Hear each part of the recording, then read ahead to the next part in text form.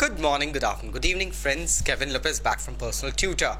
Standard 6th History playlist चल रही है. चैप्टर है new questions and ideas. Topic जो मैं आज आपको समझाने वाला हूं that is the story of कीसा Gautami. Friends, ये स्टोरी गौतम बुद्धा के काइंडनेस, वाइजनेस और एक बहुत ही प्रैक्टिकल तरीका उनका जो था लोगों को टीचिंग देने का, उसके बारे में बताती है. बहुत समय पहले गौतम बुद्ध के एरा में there was a lady known as Kisa Gotami. उसका बच्चा बीमारी के आगोश में आके चल बसा था. That means he died. माँ क्या करती, वो दर बदर अपने बच्चे की बॉडी लेके भटकती रही. She went on, crying. And the main thing she wanted was, जिससे भी वो मिल रही थी दर बदर भटकते हुए, वो लोगों को कह रही थी कि प्लीज आप मेरे बच्चे को वापस लाइफ दे दीजिए. क्यों? क्योंकि my kid was very beloved to me. मुझे उसे फिर से जिंदा करना है. वो मर कैसे गया है? किसी भले इंसान ने उसको गौतम बुद्ध का पता दिया और कहा उनके पास जाओ, वो तुम्हारी मदद कर सकते हैं. कीसा गौतमी गौतम बुद्ध के पास गई, बहुत अनुनय विनय करा.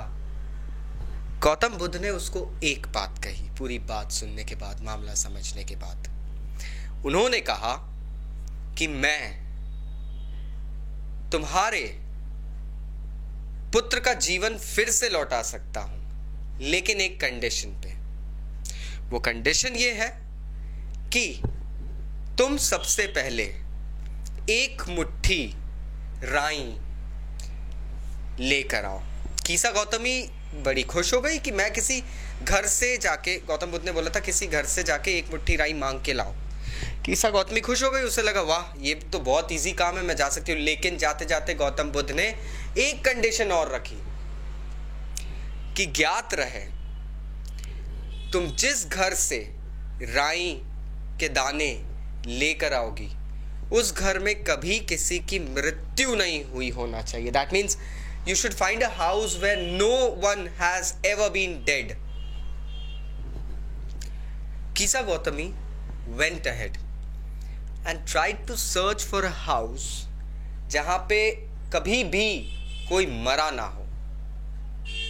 लेकिन उसे जितने घर मिले, या तो उनमें कोई भाई या कोई बेटा या कोई पिता या कोई पति या कोई बहन या कोई माता या कोई दादी या कोई बेटी या कोई रिश्तेदार, किसी ना किसी की डेथ का इनकाउंटर उसे जरूर हुआ. तब कीसा गौतमी को समझ में आया कि डेथ ओमनिएंट है, ओमनीवोरस है. बेसिकली वो सब जगह है, वो सब तरीकों से सब चीजों को व्याप्त कर लेती है. It is omni present.